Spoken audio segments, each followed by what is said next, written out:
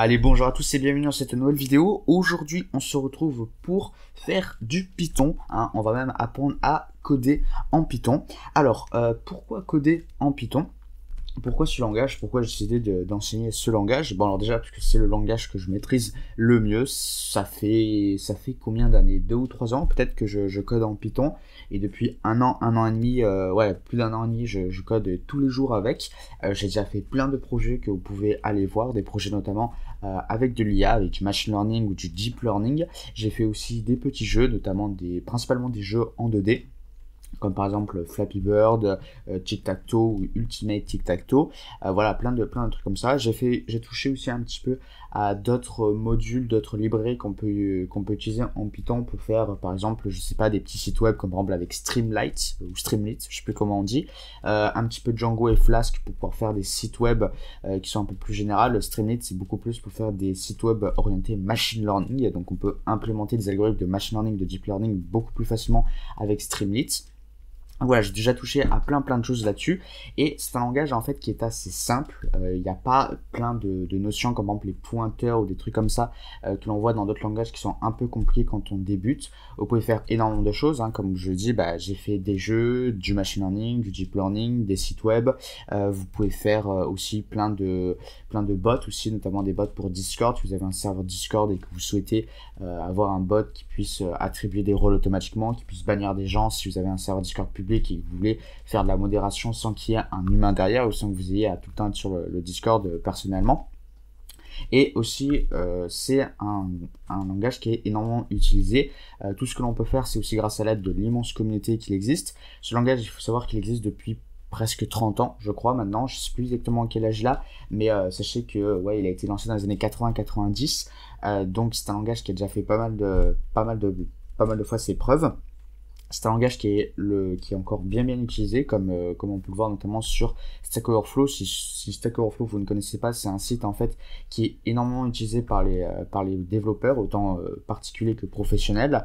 C'est peut-être même en fait le plus gros site qui est sur la programmation, qui est aussi un forum en fait pour pouvoir aider les autres. Et chaque année, en fait, ce site, cet énorme site, en fait, qui est consulté par des milliers de développeurs, chaque année, ils font des sondages, en fait, pour savoir quel langage de programmation les développeurs utilisent le plus, dans quel secteur, tout ça. Et Python revient souvent, en fait, c'est dans différents domaines, dans différents secteurs industriels. Donc du coup on peut vraiment l'utiliser un petit peu de partout, et comme j'ai dit, il y a une assez grande communauté, ce qui permet que du coup, si vous avez besoin d'aide, vous pourrez trouver de l'aide facilement. Si vous avez besoin de faire un projet en particulier, quelqu'un aura déjà fait des trucs similaires à votre projet.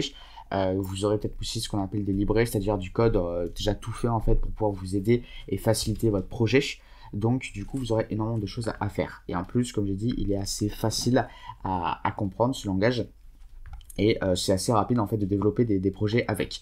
Donc du coup, comment on peut coder en Python? Alors on peut pas le faire de base sur son ordinateur comme ça, il faut installer Python. Donc il faut installer du coup tout ce qui permet en fait de pouvoir exécuter du code Python. Ça vous le faites depuis le site, en fait vous tapez tout simplement Python sur Google et vous trouverez en fait comment faire. Après, généralement ce qu'on fait, c'est qu'au lieu d'utiliser l'éditeur de texte Python de base, qui est quand on installe le programme, on utilise plutôt ce qu'on appelle un IDE, c'est-à-dire un logiciel en fait pour écrire du code, mais qui est assisté en fait, qui permet qui rend l'environnement plus confortable en fait pour pouvoir coder. Donc au lieu d'utiliser Notepad ou le truc de base de Python, on préfère utiliser ça. Après, tout ceci demande quelques petites manips, on ne les fera pas ici aujourd'hui, on les fera plus tard si vous en avez besoin. Là, ce qu'on va faire en fait, c'est qu'on va plutôt utiliser Google Colab, ce qui va vous permettre en fait de directement faire du code, ce qui vous évitera en fait de faire plein de manips de votre côté et de peut-être de pas trop y arriver. Si vous avez du mal, vous serez un peu tout seul. Donc là, ce qu'on va plutôt faire, c'est qu'au lieu d'éviter toutes ces manips, on va directement aller travailler sur le code, et on va utiliser du coup Google Colab, qui est en fait un site développé, géré par Google, qui permet d'exécuter du code Python sans qu'on ait à l'installer sur notre ordinateur. En fait, vous n'avez même pas besoin d'utiliser les ressources de votre ordinateur, parce que ce sera une machine virtuelle qui va le faire. Donc du coup, ça c'est plutôt cool. Vous avez aussi du stockage pour pouvoir stocker et installer des librairies si besoin. Mais ça, on le verra plus tard, quand on sera un peu plus avancé en Python. Et du coup, vous pourrez faire tout votre code ici sans aucun problème. Voilà. Donc du coup, sans plus tarder, on va commencer. Et on va commencer avec la première notion qui est les variables. Alors, les variables, qu'est-ce que c'est? Bah, un peu comme son nom l'indique, voilà, c'est quelque chose en fait qui va varier. Donc en fait, c'est des objets en programmation qui permettent en fait de stocker des données. Voilà. Et ces variables, bah, comme leur nom l'indique, en fait, ces données peuvent varier. C'est-à-dire que ces données ne sont pas fixes. C'est-à-dire que une fois qu'on a une variable, bah, si on a envie de changer sa valeur, eh ben, on peut la changer. Ce ne sera pas fixe. Ce ne sera pas bloqué ou verrouillé. Donc, comment on crée une variable en Python? Bah, c'est assez simple. Tout d'abord, ce qu'on fait, c'est qu'on donne un nom à cette variable. Donc, par exemple, nous, on va l'appeler test ici. Ensuite, on met le signe égal.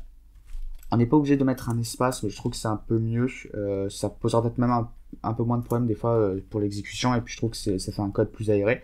Et donc vous mettez un égal, espace, et ensuite vous mettez la valeur que vous voulez. Alors la valeur, ça peut être un peu n'importe quoi, ça peut être un chiffre, que ce soit un entier ou un chiffre décimal, enfin nombre décimal. Ça peut être aussi une chaîne de caractères, ça peut être aussi des livres, tout ça. Bon, là, on commence à s'aventurer dans des notions que vous ne connaissez peut-être pas, donc c'est pas grave, on va plutôt rester tout d'abord sur les nombres, vous voyez. Et donc du coup, ben, voilà ce que ça fait, c'est que on a notre variable, donc ça c'est son nom, à gauche, ici à gauche sera toujours le nom de la variable, et ensuite là ce sera la valeur qui lui sera affectée. Et ça, ce sera fait grâce à ce signe égal pour dire cette variable-là aura cette valeur. Voilà, automatiquement. Du coup, bah là, ça reconnaît qu'on a créé du coup une variable. Et ensuite, on peut exécuter ici en appuyant sur le petit bouton play, là, vous voyez. Et ensuite, si on a envie d'afficher la valeur d'une variable, bah là, c'est sur ce qu'on appelle un notebook, donc ce qui permet en fait d'avoir du code comme ceci, qui nous permet, on peut exécuter en fait des petits bouts de code au lieu d'avoir à tout lancer d'un coup comme on pourrait faire dans un script Python. Donc là, si vous voulez, on clique, on met test, et ensuite on lance, et on peut voir du coup que la valeur de test, donc notre variable, est 34. Donc c'est un nombre en fait, voilà. Ensuite, évidemment, vous pouvez mettre plein de trucs, il n'y a aucun souci là-dessus. Donc ça, c'est quand même plutôt cool, je trouve. Donc du coup, vous avez ça. Les variables, vous pouvez les écrire de plein de manières différentes. Vous pouvez mettre des majuscules aussi, évidemment. Il n'y a pas de souci. Si vous voulez, vous pouvez mettre par exemple test 2 comme ça, c'est en majuscule. Vous pouvez mettre aussi des chiffres. Attention, par contre, vous ne pouvez pas créer une variable qui ne contient que des chiffres. Ça, vous ne pouvez pas. Sinon, ça va poser problème en fait, parce que là, ça va pas reconnaître ça comme une variable. Ça va reconnaître ça comme un nombre en fait, je pense, et ça va bugger en fait. Si vous voyez, si on regarde là, count incident to literal, donc vous voyez, ça renvoie une erreur. En revanche, si on met une lettre avant, vous voyez que là, il n'y a plus de problème.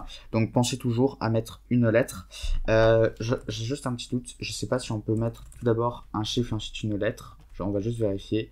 Non, d'accord. Il faut toujours commencer par une lettre pour pouvoir bien dire on va créer une variable. Ensuite, vous pouvez mettre aussi des tirets du 8, enfin les traits du bas. Donc, par exemple, le test comme ça, vous voyez. Et il n'y aura pas de problème. Vous pourrez ensuite l'afficher. Vous voyez, donc là c'est bien aussi, ça nous suggère en fait des variables qu'on a déjà écrites, donc comme ça on va un petit peu plus vite. Et hop, test, vous voyez, directement, ça nous affiche 300. Donc vous pouvez faire comme ça. Et bien évidemment, après, vous pouvez mélanger, hein, vous pouvez mettre par exemple un chiffre ici, puis ensuite là vous pouvez mettre des majuscules, vous voyez. Et ensuite, bah, vous mettez voilà, cette valeur par exemple. Et ensuite, si on veut afficher sans aucun problème, hop, on peut faire comme ceci et on affiche. Voilà. Après, si vous utilisez autre chose et que vous n'êtes pas sur un notebook comme ici, ce que vous pouvez faire, c'est vous pouvez utiliser la fonction print. Donc, fonction print, on verra après ce que c'est. Donc ça, c'est une fonction qui est déjà dans le code Python de base. Python, en fait, pourra reconnaître ce que c'est, ce print. Et ensuite, ce que vous mettez, c'est que vous mettez à l'intérieur ce que vous voulez afficher. Donc là, par exemple, si on veut afficher test, voilà, c'est test avec un trait d'union. On clique comme ça et ça va nous afficher du coup la valeur de cette variable. Évidemment, vous pouvez mettre aussi, vous pouvez afficher un message. Donc par exemple, le message, vous mettez ceci est un test, vous voyez. Alors le petit problème c'est que là il pourrait penser que ce sont des variables. Donc du coup, pour être sûr qu'il nous affiche ce message, ceci est un test et que ça ne pose pas de problème, on va mettre ça entre apostrophes, vous voyez, ici et ici. Comme ça, moi, il repère bien que c'est un message qu'il faut afficher et qu'il va pas essayer d'aller chercher en fait ces noms ici. Il va pas chercher ces mots en croyant que c'est des objets en fait, comme par exemple des variables. Voilà, ici on affiche, hop, vous voyez, ça ne pose pas de problème. Alors que si on les enlève, vous voyez, il risque de poser problème. Voilà, invalide syntaxe. C'est parce qu'il ne sait pas en fait qu'est-ce que c'est ceci, test et 1 et test. Voilà, donc c'est pour ça qu'on met comme ça. Ok, donc ensuite, quelles autres valeurs peuvent avoir les variables? Alors les variables peuvent être du texte par exemple, donc ça on verra un petit peu plus tard ce que c'est après le texte un peu plus en détail, mais pour l'instant on va dire que le texte voilà c'est entre guillemets vous voyez, et ensuite on met ce que l'on veut, donc là vous pouvez vraiment mettre ce que vous voulez, des espaces, des virgules, tout ce qui est en fait, tout ce qui est possible à écrire, des chiffres aussi, ça ne posera pas de problème, et si on fait ensuite test, hop, ça affiche aussi. Alors, comme on peut le voir, avant test, ça avait comme valeur 34. Maintenant, ça a la valeur de ceci. Donc, en fait, quand vous créez une variable et qu'ensuite vous la réutilisez et que vous changez sa valeur, ça va du coup remplacer la précédente valeur. Donc, c'est pour ça aussi qu'on dit une variable, c'est que sa valeur en fait n'est pas verrouillée, n'est pas fixe, c'est qu'elle peut changer en fait dès que vous changez sa valeur, elle change. Voilà, c'est pour ça. Donc, du coup, la valeur 34 a été remplacée par cette phrase, si on peut appeler ça une phrase. Donc en plus d'avoir la possibilité de mettre dans une variable une phrase en fait, ou une chaîne de caractères, bon, on verra évidemment ce que c'est après un peu plus tard, une chaîne de caractères, vous pouvez mettre aussi des nombres à virgule. Alors par contre on est sur du Python, c'est international, donc en fait on ne va pas utiliser la virgule, ça risque de poser problème. Enfin, ça va pas vraiment poser problème en soi. Enfin, non, on peut utiliser la virgule, mais ce sera pour un autre truc. Si on veut écrire nous un nombre à virgule, il faut mettre le point. La virgule, on verra plus tard en fait qu'est-ce qu'on peut faire. Bon, en fait, si vous voulez, on peut même le faire maintenant. En fait, la virgule, c'est quand vous voulez par exemple créer plusieurs variables et leur assigner des valeurs différentes. En fait, si vous voulez, par exemple, vous faites test 2, bon ben hop, là vous faites virgule et vous mettez ensuite ici la valeur. Donc là, en fait, ce que ça va faire, c'est que ça sépare bien pour dire là, on a créé deux variables différentes, on a deux objets différents. Et ensuite, le premier objet, donc celui-ci va avoir la valeur 3.14 et celui-ci va avoir la valeur 3.2. Donc l'ordre, en fait, tout simplement, on part de celui qui est le plus à gauche. Et pareil ici, on part de celui qui est le plus à gauche en imaginant que ceci est un peu comme un mur, en fait, ce signe égal, ce signe qui affecte du coup les valeurs. Donc du coup, on prend la valeur la plus à gauche, l'objet le plus à gauche, donc là c'est test, là c'est 3,14, et donc du coup on sait que test c'est signe 3,14. Si vous créez deux variables et que vous ne mettez pas deux valeurs, ça va pas mettre automatiquement 3.14 aux deux valeurs, ça va planter parce qu'en fait il va voir qu'il y a un deuxième objet là, que c'est une deuxième variable, sauf que cette variable elle n'a pas une valeur qui est affectée, et il faut obligatoirement attribuer une valeur à une variable. Vous ne pouvez pas créer une variable sans qu'elle ait de valeur. Voilà, donc si on essaye ça par exemple, ça risque de planter, voilà. Alors que si on fait comme ceci, hop, là ça fonctionne sans aucun souci. Alors après, il y a un moyen d'écrire une variable et de déclarer une variable sans qu'on connaisse exactement sa valeur. Alors vous pouvez mettre une valeur random et ensuite vous savez, vous pourrez remplacer si vous voulez une variable et que vous ne savez pas quelle valeur donner après au début, parce qu'après vous allez la modifier selon ce que vous allez faire. Vous pouvez mettre un truc random, il n'y a pas de souci. Mais sinon, ce que vous pouvez faire, c'est que vous pouvez créer avec none. Donc la valeur none, ça veut dire rien. Voilà, en gros, c'est ça. Mais là, au moins, du coup, c'est déclaré et ça a une valeur. Ok, c'est la valeur rien, mais au moins, ça a une valeur. Voilà. Aussi, quand vous créez des variables, évitez de changer les types, en fait, de variables. Donc les types, en fait, c'est la catégorie, en fait, des valeurs. Donc, il y a plusieurs catégories. Ça, c'est un integer, donc c'est-à-dire un entier. Voilà, donc un entier comme en maths. Alors que ça, c'est un float, c'est-à-dire un nombre à virgule, un nombre décimal. On le reconnaît tout simplement avec ce point. Voilà. Donc, généralement, il faut éviter de changer la valeur, donc de passer d'un int à un float. À la limite, ça, de passer un int à un float, c'est pas non plus super grave. C'est plutôt quand vous passez de ce type de valeur, qui est une string ou une chaîne de caractères. Il faut éviter de passer de ça à ça, en fait. Si vous avez cette variable-là qui a une chaîne de caractères, il faut éviter de passer à un integer ou un float. Voilà. C'est mieux, ça permet que ce soit un petit peu plus facile à manipuler et que ça évite aussi certaines erreurs. Ensuite, autre valeur que vous pouvez affecter à des variables, c'est des valeurs qu'on appelle booléennes, donc c'est-à-dire en fait que c'est que deux valeurs possibles, et ces deux valeurs en fait c'est true ou false, donc respectivement vrai ou faux. Voilà, donc ça ce sera utile pour plein d'autres trucs après, notamment pour tout ce qui est les conditions et les déclarations. Voilà, donc ça c'est ce qu'on appelle des valeurs booléennes en fait, c'est juste voilà, vérifier la valeur, c'est 0 ou 1, enfin là c'est vrai ou faux, tout simplement. Et ensuite vous pouvez créer plein d'autres trucs en fait, mais ça on le verra peut-être un peu après. Par exemple, vous pouvez créer pouvez affecter à des variables des listes, voilà, donc des listes qui permettent de stocker plein de valeurs, mais ça, on le verra un petit peu plus tard. Voilà, donc je pense qu'on a fait le tour déjà sur plein de choses qu'il y a à savoir sur les variables. On les retrouvera bien évidemment après, on va énormément s'en servir.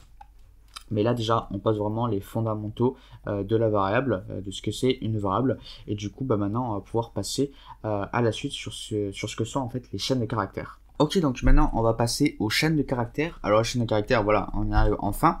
Donc, les chaînes de caractères, qu'est-ce que c'est? C'est tout simplement une suite de caractères. Et un caractère, ça peut être des lettres, des virgules, des espaces, enfin bref, tout ce que vous pouvez écrire avec votre clavier. Les chaînes de caractères, du coup, ça se représente entre guillemets en fait, et ensuite vous pouvez écrire ce que vous voulez. Une chaîne de caractères, ça peut être juste un seul caractère, comme un espace par exemple, ou une lettre, ou un chiffre, vous voyez. Généralement, on les stocke dans des variables, parce que les mettre juste comme ça, en fait, ça va poser problème, parce que Python ne va pas savoir quoi en faire. Alors là, ça peut lancer, évidemment, parce qu'on est sur un notebook. Donc du coup, si vous mettez juste une variable comme ça posera pas de problème. Mais si vous êtes sur un script, sachez que vous ne pouvez pas écrire des variables comme ça, déjà déclarées, et ensuite penser que ça va faire quelque chose. Non, ça ne va rien faire, et ça risque même de planter. C'est juste parce qu'on est sur un notebook. Un notebook, c'est un peu plus assisté, en fait. On a un peu plus de liberté. Voilà, donc du coup les chaînes de caractères, généralement on va plutôt les stocker dans des variables. Donc on va créer par exemple une variable chaîne, et ensuite on va mettre ce qu'on veut, par exemple ceci est un test, vous voyez. Voilà. Aussi j'ai oublié de vous dire, mais sur les variables, évitez de les nommer en fait avec le même nom que certains noms en fait qui existent déjà en Python. Par exemple, on avait vu le print, évitez d'appeler une variable print, parce qu'en fait, quand Python va lire cette variable print, il va croire que c'est la fonction, alors qu'en fait, ce n'est pas la fonction. Oui, donc il faut éviter en fait de reprendre en fait les mêmes codes, entre guillemets, si on peut dire, les mêmes notations, plutôt, allez, on va plutôt dire ça, les mêmes notations qu'a déjà Python, parce que sinon, en fait, ça risque de planter. Voilà, donc ça, c'est bon. Et donc ensuite, ce qu'on peut faire, c'est qu'on peut faire un print chaîne, vous voyez, et donc là, ça va nous afficher cette variable-là. Alors, qu'est-ce qui se passe? Ah oui, j'ai oublié d'exécuter. Il faut penser à exécuter. Voilà, ceci est un test. Ok. Donc, ça peut être pas mal pour plein de choses, du coup, notamment si vous voulez afficher quelque chose, ou si vous voulez jouer avec plein de trucs. Alors ensuite, avec les chaînes de caractères, on peut faire ce qu'on appelle de la concaténation. C'est-à-dire qu'en fait, on va ajouter bout à bout plusieurs chaînes de caractères. Donc là, on en a déjà une. On va en créer une deuxième. Chaîne 2, ok. Ceci est un test. Qu'est-ce qu'on pourrait mettre? D'accord. Voilà. Et ensuite, on va en créer une autre. On va faire chaîne 3. D'accord. Bien reçu. Voilà, par exemple. Et ensuite, ce qu'on va faire, c'est qu'on va concaténer, c'est-à-dire qu'on va prendre toutes ces chaînes de caractères et on va les ajouter bout à bout. Donc pour cela, on peut créer une nouvelle variable. Donc on va faire chaîne totale, voilà, par exemple. Et ce qu'on va faire, c'est qu'on va additionner ceci, chaîne plus chaîne 2 plus... Alors, je vais juste oublier de mettre la petite lettre à la fin, chaîne 2 plus chaîne 3. Évidemment, vous n'êtes pas obligé de passer par des variables. Si vous voulez, vous pouvez mettre directement votre string. Donc, string, c'est en fait chaîne de caractères en anglais. Vous pouvez mettre bien reçu. Et là, on peut mettre un point. Allez, par exemple, soyons fous, mettons un point. Et ensuite, si on fait print chaîne totale, chaîne totale, je vais y arriver, voilà. Voilà ce que ça fait. Donc, du coup, vous pouvez voir que ça ajoute bout à bout, en fait, chaque chaîne de caractères. Donc, la première chaîne, si c'est un test, elle est là. Ensuite, le d'accord, il est là. Ensuite, le bien reçu de la chaîne 3, il est là. Et le point, il est ici. Alors, après, vous pouvez voir que là, c'est collé. C'est normal, c'est mis bout à bout. Si vous voulez avoir un espace, évidemment, vous pouvez le faire. Ce que vous faites, c'est que vous prenez une des chaînes de caractères, donc par exemple ici, et vous mettez un espace. Et là, au lieu de le mettre à la fin, on va le mettre au début ici. Et si on affiche, hop, vous pouvez voir qu'il y a un petit espace. Alors, juste là, parce que j'ai pas exécuté. Voilà, sinon c'est bon, parce que j'ai oublié d'exécuter des fois. C'est un peu l'habitude aussi avec les scripts. Les scripts, on a juste l'habitude d'exécuter à un endroit, et puis hop, c'est bon, ça run tout le code. Voilà. Donc, du coup, comme vous pouvez voir ici, on a bien l'espace qu'il nous faut. Voilà, donc ça c'est un truc qui est du coup plutôt pas mal sur les chaînes de caractères. Vous pouvez aussi avoir la longueur d'une chaîne de caractères. Donc ça peut être pas mal. Donc ce que l'on va faire, c'est que, hop, on va utiliser ce qu'on appelle en fait des fonctions qui existent déjà. Donc par exemple print, c'était déjà une fonction. Et len, alors vous avez pu voir d'ailleurs, return the number of items in a container. Donc ça retourne le nombre en fait d'items qu'il y a dans un conteneur. Donc un conteneur en fait c'est quelque chose qui va contenir plein de valeurs. Donc là notre string en fait est un conteneur qui contient juste des caractères. Et du coup ce qu'on va faire c'est qu'on va afficher par exemple la longueur de la chaîne totale, ça va nous dire combien il y a d'items à l'intérieur. Donc si on fait ça, 36. Alors j'ai un peu la flemme de vérifier, mais ce qu'on va faire c'est qu'on va créer une petite chaîne de caractères. On va faire 1, 2, voilà, bon 12, ok. Et ce qu'on va faire c'est qu'on va faire print len chaîne. Donc vous pouvez mettre d'ailleurs des fonctions dans des fonctions. Donc ici, voilà, si vous voulez afficher la longueur, au lieu de créer une variable et ensuite d'afficher cette variable, vous pouvez mettre afficher directement la longueur de ça. Donc on va mettre print test, vous voyez, hop, 2. Et donc si on regarde, il y a un caractère ici et 2 caractères, enfin un deuxième ici. Et donc c'est bien bon, on a bien du coup 2 caractères, donc la longueur est bien de 2. Donc ça c'est cool. Du coup ça nous indique bien en fait le nombre de caractères qu'il y a. Après comme je dis, il faut faire attention parce que un espace ça compte comme un caractère. Alors s'il veut bien s'exécuter, alors ok, donc il y a un petit problème, c'est bon. Et donc comme vous pouvez voir là j'ai mis un espace et ça le prend bien en compte. Voilà, donc faire attention à ça. L'espace dans une chaîne de caractères ouais, on le considère comme un caractère aussi. Voilà, donc tout ce qu'on peut créer en fait avec le clavier, et le clavier, on peut écrire entre guillemets un espace. Voilà, même si ça se voit pas, on peut le mettre. Du coup là, voilà, on a bien 3 caractères, donc la longueur est bien de 3. Donc ça c'est plutôt cool. Ensuite, ce qu'on peut faire, c'est qu'on peut accéder à un des caractères en particulier de notre chaîne. Donc, comment on va faire? En fait, ce qu'on va faire, c'est que si on l'a stocké dans une variable, ce qu'on fait généralement, on va pouvoir accéder à une des valeurs, et on va faire ça avec ce qu'on appelle un index. L'index, qu'est-ce que c'est? C'est en fait la valeur de la position d'un item dans un conteneur. Donc dans notre chaîne de caractères, ça va être la valeur de la position d'un caractère dans la chaîne. Donc il faut savoir que l'indexage, ça commence toujours à 0. C'est-à-dire qu'en fait, la première valeur du conteneur va avoir comme position la valeur 0. Voilà, la valeur de la position de la première valeur, ce sera 0. Et ensuite, ça va être 1, 2, 3, etc. Voilà. Donc, du coup, si je fais test 0, ça va m'afficher la première valeur de test. Donc, ici, ça va être 1. OK. Si j'affiche la première valeur, donc la valeur de l'index 1, ça va m'afficher la deuxième valeur. Donc, test 1, vous voyez, et 2. C'est bien la deuxième valeur. Voilà. Ensuite, ce que vous pouvez faire, c'est que vous pouvez utiliser len. Mais du coup, là, il faudra faire attention parce que l'index commence à 0. Du coup, le dernier index aura pour valeur n-1, c'est-à-dire n, la taille totale de notre conteneur, moins 1, vu qu'on a commencé à 0. Sinon, ça va nous faire une erreur qui sera une erreur en fait d'index out of range. Ouais. Attendez, si j'enlève ça, vous voyez que là on a un problème, string index out of range. Tout simplement parce que vous voyez, on peut utiliser ça en effet pour avoir la longueur totale de la chaîne, mais comme on commence à 0, on ne peut pas aller plus loin que la longueur moins 1. Voilà, donc il faut bien penser à ce petit détail. Et hop, du coup là c'est bon, ça nous affiche bien ce caractère ici, donc l'espace. Et ça nous met bien aussi entre guillemets pour bien nous dire qu'en fait le type qu'on a là de l'item, c'est bien un caractère. Ok, donc du coup c'est à peu près tout ce qu'il y a à savoir sur les chaînes de caractères. Donc du coup on va pouvoir passer à la notion suivante. Ok, donc maintenant on va passer aux listes. Alors les listes, qu'est-ce que c'est? En fait c'est des conteneurs d'objets et d'items. Donc voilà comment on les déclare. Donc on va généralement les stocker à nouveau dans des variables. Donc test égale, et ça du coup ça nous permet de déclarer une liste. Voilà, et à l'intérieur de ces crochets, ils ne sont pas du coup à confondre avec ceux-ci là qui permettent l'index. Bien qu'on va réutiliser la notion d'index pour les listes, vu que les listes ce sont des conteneurs, du coup là on va pouvoir mettre plein de valeurs. Donc les valeurs, ce qu'on va faire, c'est qu'on va mettre une valeur, une virgule, une autre valeur. La virgule sert à séparer en fait deux valeurs. Donc on peut en mettre qu'une seule. Si on en met qu'une seule, hop, voilà, là on a créé une liste, un conteneur avec juste une seule valeur, c'est un entier, c'est 3. Si on veut en rajouter d'autres, on met une virgule, notre valeur, une virgule, et on recommence autant de fois que l'on veut. On peut mettre plusieurs types différents. Donc là on avait des entiers, je vais mettre par exemple cette fois-ci des floats, c'est-à-dire des nombres, des décimales. Voilà. Après on peut mettre des chaînes de caractères aussi si on a envie. Par exemple voilà, chaîne, voilà comme ceci. On peut créer aussi à l'intérieur de cette liste une liste, vu qu'une liste c'est un objet et la liste permet de stocker des objets. Et du coup on peut créer une autre liste, vous voyez comme ceci. Si on crée une liste et qu'on met pas de valeur, c'est une liste qui est considérée comme une liste vide. C'est possible, ça se fait totalement. Juste il n'y aura aucune valeur intérieure. Mais on pourra ajouter des valeurs pour la suite, vous voyez. Donc voilà, donc là on a créé une valeur, voilà, une liste. Et ensuite on va mettre voilà, un nombre pour la fin. Et si on affiche test, vous voyez, ça nous affiche du coup notre conteneur. Ça nous indique bien que c'est une liste grâce aux petits crochets, vous voyez, qui sont au début et à la fin.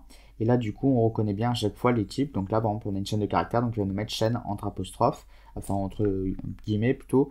Même si, ouais, je sais pas trop comment on les appelle, les apostrophes, avec juste un petit apostrophe comme ça. Hop, ensuite on a une liste aussi ici qui là n'a qu'une valeur, donc c'est déclaré comme ceci. Voilà, donc du coup, comme pour la chaîne de caractères, il y a l'index qui refonctionne, qui là aussi désigne en fait la valeur de position de chaque item, et ça commence à la valeur 0. Donc si je prends 0, alors hop, j'ai décalé le truc, hop, ouais, bah là ça va m'afficher 3, normal. Si je mets 4, par exemple, ça met chaîne, c'est normal. 0, 1, 2, 3, 4. Voilà, quatrième index 4, donc la cinquième valeur, c'est chaîne. Voilà, donc on peut faire plein de trucs, du coup ça nous permet d'accéder à une valeur, et si on en vient, on peut le stocker dans une variable. Voilà, par exemple, test i, vous voyez, et on va stocker du coup dans cette variable la valeur qui est à la cinquième position dans notre liste. Vous voyez, donc test i, hop, on exécute, et ça nous a stocké du coup chaîne. Voilà, donc ça c'est plutôt cool. Ensuite, ce qu'on peut faire, c'est qu'on peut ajouter des items. Donc ce qu'on va faire, c'est qu'on va faire test, donc la variable qui contient notre liste, point append. Voilà, et append c'est ajouter en fait. Et ensuite là, on va mettre l'objet que l'on veut mettre. Donc append object to the end of the list. Voilà, donc c'est plutôt assez clair. On va ajouter un objet à la fin de notre liste. Donc on va faire, par exemple, si on veut ajouter un nombre, admettons 34, bah là je vais ajouter l'objet 34 à la fin de la liste. Et si j'affiche maintenant test, et bah ça a mis 34 à la fin. Ça me l'a mis 2 fois d'ailleurs, c'est un petit peu bizarre, il y a dû avoir un petit bug je pense. Ouais, je pense qu'il y a dû avoir un bug. Ah oui, parce qu'en fait quand je clique, ah oui, du coup je clique, ça ajoute 34 et ensuite ça affiche test, sauf que test il est déjà stocké avec déjà une valeur 34. Bon, bah alors, admettons maintenant je veux supprimer du coup une valeur, et ben je vais faire point remove. Voilà, comme ceci. Et là, ce qu'on va mettre, c'est que ça va enlever du coup la première apparition d'une valeur. Donc moi, je veux enlever 34. Donc si je fais ça, alors du coup, je vais enlever le append parce que sinon ça va ajouter une valeur et ça va en supprimer. Donc en fait, ça va rien changer. Donc je vais faire test, vous voyez, comme ceci. Hop, et là, vous voyez qu'il n'y en a plus que 2. Si je recommence, il n'y en a plus qu'une. Si je recommence encore une fois, il n'y en a plus. Et si je recommence, là, ça va sortir une erreur parce que ça va me dire il n'y a pas de valeur 34, donc x, not in list. Donc ça me dit qu'il n'y a pas cette valeur dans la liste. Voilà, donc là, j'en ai pas besoin, donc du coup, ça me supprime une valeur, la valeur que je veux. Ok. Donc du coup, ça c'est bon. On peut aussi ajouter des listes, enfin, on peut sommer des listes, pardon. Donc là, si j'en crée une autre, donc là j'avais test, ok, donc là test 2, et je vais créer, je sais pas, voilà, comme ceci. Et ensuite, ce que je vais faire, c'est que je vais faire test, test 3, et je vais mettre test plus test 2, ok. Donc vous voyez qu'il n'y a pas eu de problème. Donc ensuite, si on affiche test 3, bah, le pouvoir en fait que ça m'a ajouté les valeurs en fait de ma liste. Donc ça a ajouté en fait les valeurs de la deuxième liste à la liste 1 à la fin. Vous voyez, puisque là on a 42 ici, qui est la dernière valeur de la liste test. Et test 2, ça commence à 3, puis 4, puis 4. Et là, 3, 4, 4, c'est à la fin. Voilà, donc ça c'est du coup utile pour stocker plein d'informations, si on veut ensuite les réutiliser par la suite. Ça peut être des informations de différentes valeurs. On peut modifier la liste aussi, comme vous avez pu voir. On peut ajouter des choses, on peut retirer des choses. Donc ça du coup c'est quand même assez intéressant, c'est un objet qu'on utilise souvent. Alors ensuite, maintenant, on va passer aux tuples ou les tuples. Donc en fait, les tuples, ça ressemble un petit peu aux listes, c'est-à-dire que ce sont des conteneurs où on va pouvoir stocker des valeurs. Sauf que contrairement aux listes, on ne va pas pouvoir modifier les valeurs qui sont à l'intérieur de ce tuple. C'est-à-dire que vous ne pourrez pas ajouter ou supprimer des valeurs. Donc un tuple, voici comment ça s'écrit. Hop, test, et là, vous mettez entre parenthèses. Pas de crochet, entre parenthèses. Et là, vous mettez 3, 4, par exemple. Et là, vous avez créé du coup votre tuple qui est un conteneur qui contient la valeur 3 et 4. Et ces valeurs, vous ne pourrez plus du coup ensuite les modifier. Vous pourrez y accéder, comme on a pu le faire avec les listes ou avec les chaînes de caractères. Donc là, on accède à l'index 1, donc à la deuxième valeur, et c'est 4. Mais par contre, vous ne pourrez pas ajouter de valeur, par exemple. Alors, juste un peu un doute, parce que comme j'ai déjà créé un truc qui s'appelle test, on va mettre comme ça, vous voyez, pour être sûr que ça ne bug pas, parce que ça ne me prenne pas la liste à la place. Et si j'ajoute 2, par exemple, vous voyez, bah, ça va me sortir une erreur parce qu'en fait vous ne pouvez pas ajouter d'autres valeurs, vous ne pouvez pas les supprimer. Donc ça peut être pas mal si vous voulez en fait conserver des valeurs pendant tout le long de votre programme. Vous pouvez du coup utiliser des tuples. Voilà, donc c'est un peu une variante en fait des listes et ça peut du coup servir. Voilà, par exemple si vous avez des constantes ou des valeurs comme ça qu'en fait vous voulez pas modifier, vous voulez juste y accéder de temps en temps, bah, vous les stockez dans des tuples, vous voyez. Et voilà, par exemple si on crée une variable constante, vous voyez, alors ça m'a tout supprimé, c'est pas grave. Donc la constante, vous avez 3,14 par exemple, 9,81, voilà. Et quand vous en avez besoin, bah, hop, vous y accédez, vous faites constante, ok, vous récupérez votre variable et vous prenez ensuite la valeur que vous voulez, constante équivalent à 0, et ça vous sort du coup la valeur que vous souhaitez. Vous pouvez mettre des, comme la liste, vous pouvez mettre les objets que vous voulez, vous pouvez mettre des entiers aussi. Je me suis juste trompé, je voulais mettre 9,81 et j'ai oublié de mettre un point. Voilà, donc ça m'a mis 9 et 81, c'est parce que je voulais, c'était 9,81. Donc il faut que je mette un point. Ensuite, une chaîne de caractères, vous voyez, test par exemple. Et ensuite, c'est bon. Et là, on va juste tout afficher. Même si, bon, test, c'est pas vraiment une constante. Peut-être que si, je ne sais pas. Et donc, du coup, bah voilà, c'est juste le tuple. C'est un peu comme les listes, c'est un peu une variante. C'est le même principe et c'est plutôt facile à comprendre. À présent, maintenant, nous allons passer au dictionnaire. Et les dictionnaires sont à nouveau des conteneurs, sauf que ces conteneurs, au lieu que on associe des valeurs en fait à leur position, vous voyez, pour pouvoir les retrouver, on utilise en fait la position qu'ils ont dans ce conteneur, on va utiliser ce qu'on appelle des clés. Et les clés, voilà, ça, en fait, les dictionnaires, faut les voir un peu comme des listes, mais un peu plus rangées en fait. Comme dans les dictionnaires, en fait, les dictionnaires, vous avez les mots qui sont rangés par ordre alphabétique. Et vous voyez, il y a le mot qui est ensuite associé à sa valeur, enfin à sa définition. Alors qu'une liste, on aurait juste mis en fait des définitions comme ça, sans associer vraiment en fait une clé, une référence. Voilà. Donc du coup, comment on crée un dictionnaire? Alors, c'est comme ceci. Donc, on crée d'abord une variable. Hein. Donc, on va faire dico par exemple.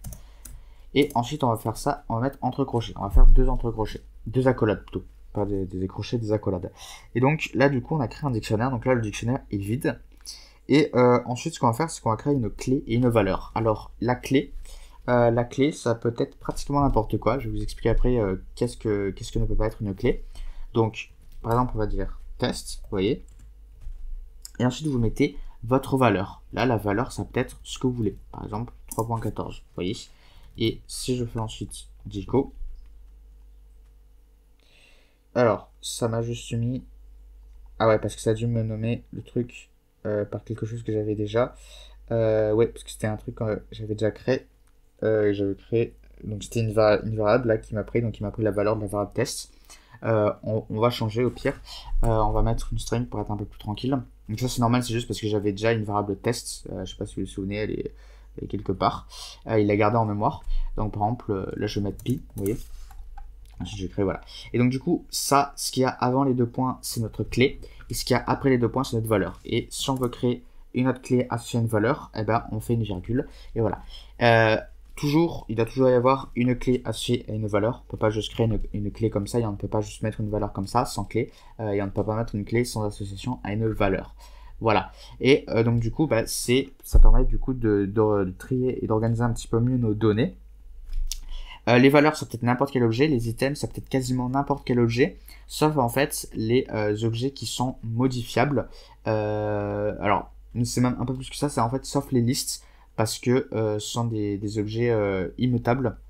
ou immuable, je sais plus exactement ce que c'est le terme. Et les listes, en fait, on peut ajouter et modifier des valeurs, et pour une clé, en fait, ça dérange. Donc si je crée une liste, vous voyez, en clé, hop, 3, 4, et qu'ensuite j'associe une valeur, on va dire test, vous voyez, comme ceci. Voilà, unhashable type list, donc ouais, c'est parce que c'est un objet qui est considéré comme hashable. Donc, du coup, là, ça pose problème. À ma connaissance, je crois qu'il n'y a que les listes qui posent problème, et les fonctions et les classes. Mais sinon, tout le reste, ça fonctionne. Donc, si vous mettez des tuples, ça va fonctionner, parce que les tuples, c'est hashable, comme on dit. C'est des jeux, en fait, qu'on ne peut pas modifier.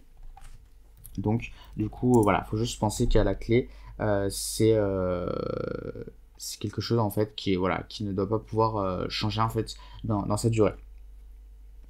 Ok, donc ça du coup c'est les dictionnaires.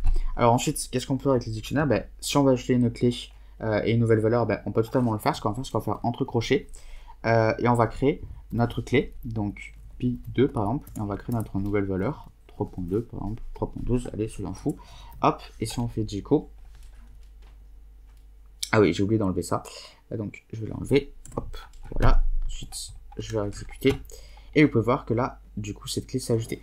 Pareil, comme quand vous créez des variables, vous ne pouvez pas créer une clé sans qu'il y ait de valeur associée. Donc ça c'est bon.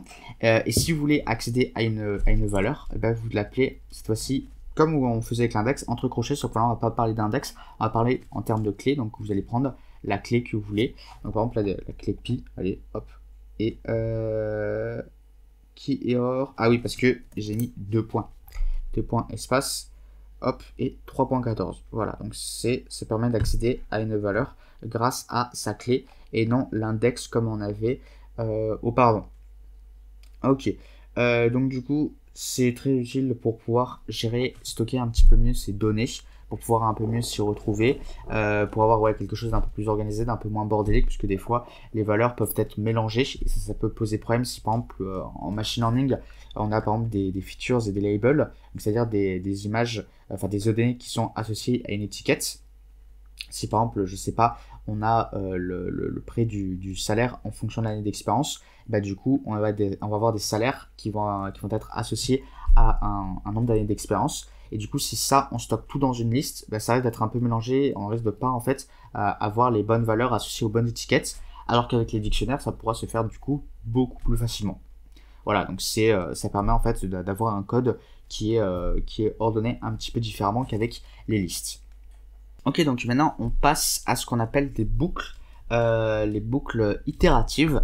Donc les boucles itératives, qu'est-ce que ça sert? Ça sert, comme leur nom l'indique, à itérer. C'est-à-dire qu'en fait on va répéter un certain nombre de fois des instructions. Donc par exemple, je sais pas, vous voulez afficher 3 fois salut. Bon, vous pouvez faire si vous voulez 3 fois, vous mettez 3 fois print salut, ok, et vous copier-coller si vous avez envie d'aller un petit peu plus vite. Ok, ça fonctionne. Mais comment faire si on doit les imprimer, si on doit afficher 50 fois salut, ou si on a un certain nombre d'instructions qui doivent être répétées 50 fois? Ça va être un peu long de faire tout le temps du copier-coller. Et c'est du coup pour ça qu'on a créé ce qu'on appelle les boucles. Alors les boucles en Python, il y en a deux grandes boucles. Il y a les boucles for et il y a les boucles while. Voilà. Donc on va commencer par la boucle while. Donc la boucle while, c'est une boucle en fait qui va s'arrêter quand il y aura une condition atteinte, ou quand une condition ne sera plus disponible. Donc vous faites while, donc while ça veut dire tant que, donc tant qu'il y a une condition, while, et ensuite vous mettez la condition.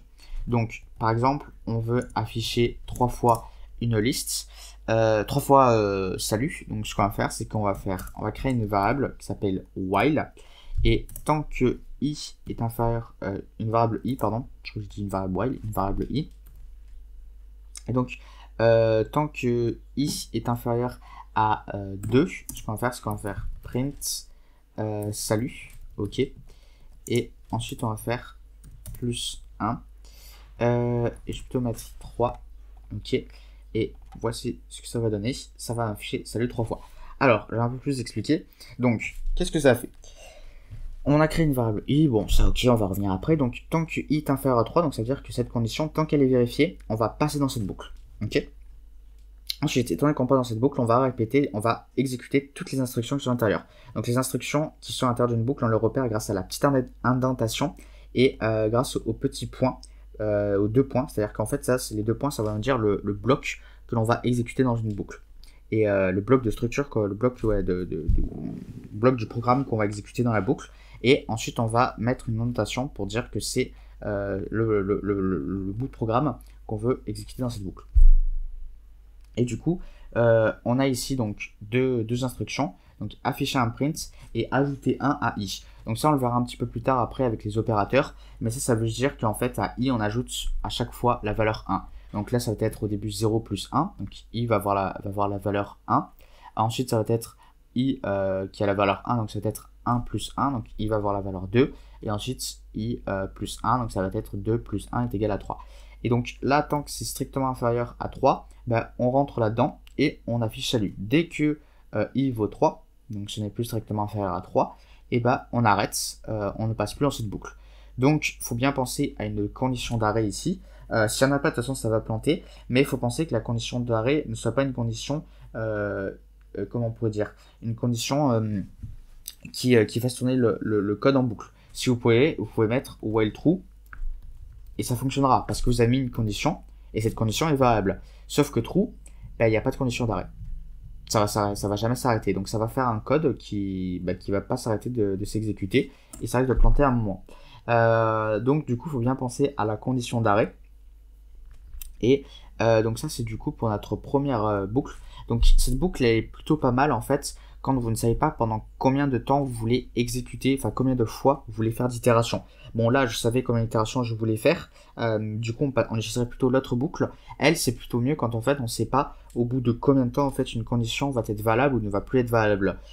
Donc c'est plutôt dans ce genre de situation qu'on utilise. Et si on sait combien d'itérations à faire, eh ben on va plutôt utiliser la boucle for. Donc la boucle for, c'est quand on sait à l'avance le nombre d'itérations que l'on va faire. Donc, par exemple, là, on sait qu'on va afficher 3 fois on va afficher 3 fois salut, donc on va faire, donc on n'a plus besoin de créer de variable déjà, on va faire directement for i in range 3. Alors, je vais un peu expliquer. Donc, print salut, donc du coup, on a le for. Ensuite, on a une variable ici qui est créée automatiquement, on n'a pas besoin de la créer auparavant, elle est créée spécialement pour la boucle. Donc ça c'est plutôt cool parce qu'on n'a pas à l'écrire, on n'a pas à assigner de valeur, tout ça. Donc, et ensuite, range 3, en fait c'est une petite fonction qui va donner en fait une séquence d'integer, une séquence d'images, une séquence d'entiers, pardon. Je sais pas pourquoi, c'est parce que je travaille sur un réseau neuron aussi en deep learning en Python et ça veut des images, c'est peut-être ça, peut-être le truc, je sais pas pourquoi. Enfin bref. Et du coup, ce que ça va faire, c'est que ça va nous donner des valeurs. Et i en fait va prendre les valeurs de l'intervalle qu'on a mis ici. Donc là, on aurait pu mettre le début de l'intervalle et la fin de l'intervalle. Si on ne met pas, en fait, ça commence à 0 et ça va jusqu'au nombre que l'on dit en excluant ce dernier. C'est-à-dire que ça va balayer tous les entiers de 0 jusqu'à 3, 3 exclus. Donc ça va prendre 0, 1 et 2. Ok.